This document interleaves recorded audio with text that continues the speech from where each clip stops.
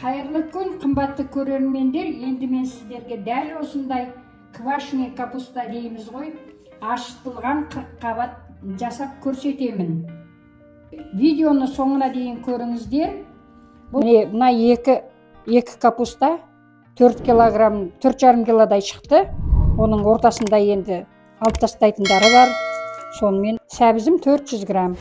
Бұл енді ашыған орам жапырақ.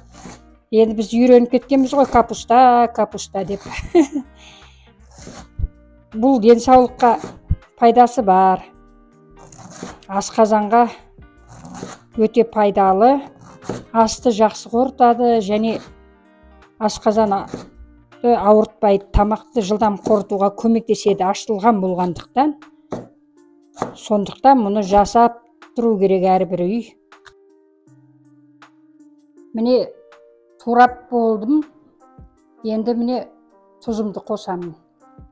Тұзды үлкен қасықпен 1 килограммына 1 қасық. Өте қатты толтырмай. Сонда менде 3 килограмм қырыққабат шықты. 3 қасық жетеді. Өте қатты толтырмай.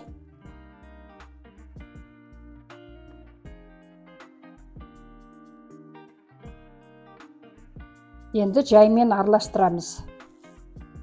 Енді менде дөңгелек горошек дейді. Дөңгелек қара бұрыш бітіп қапты. Сондықтан мен мынау гвоздика дейді ғой. Қазақша қалампыр. Қалампыр қосайын деп тұрмын. Жақсылап араластырасыздар. Тұзы барлық жеріне баратындай.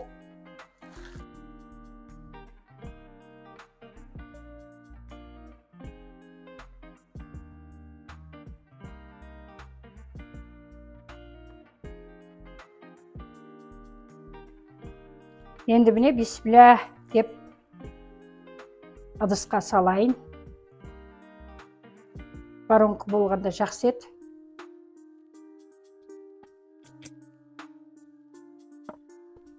Аздап оқтаумен кішкене таптап қойсақ жақсы.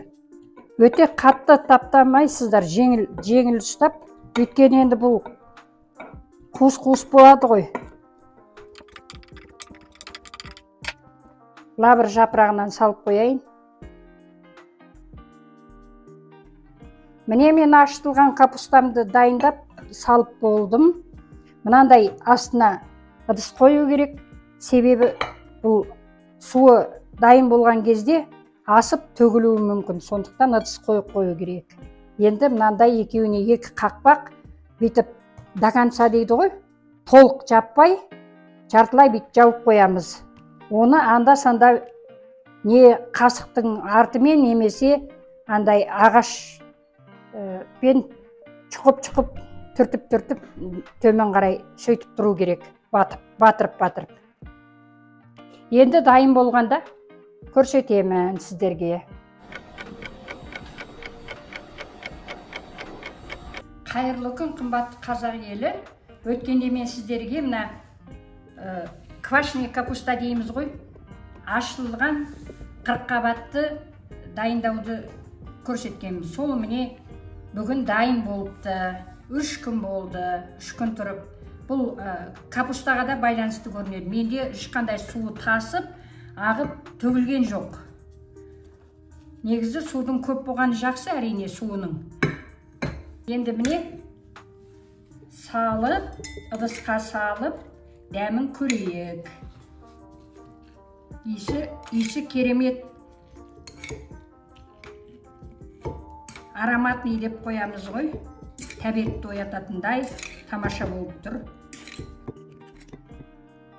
Бұл үлкен кісілерге, біздің жасымыздағы кісілерге өте пайдалы. Жасап жеңіздер. Ас қорытуына өте пайдасы зор. Жеңіл қорайды. Біз енді біздің жасымыздағы кісілер денсаулығымызға көп мән беруіміз керек қой.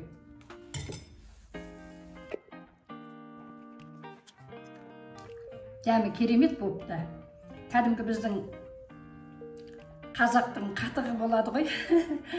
соның дәміне келеді екен, сондай тамаша. Аппетитіне тәбет оятатындай.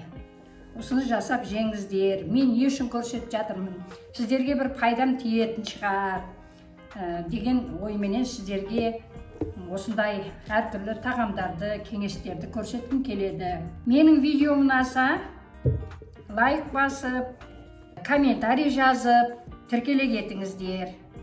Келесі кездескенше аман сау болыңыздар.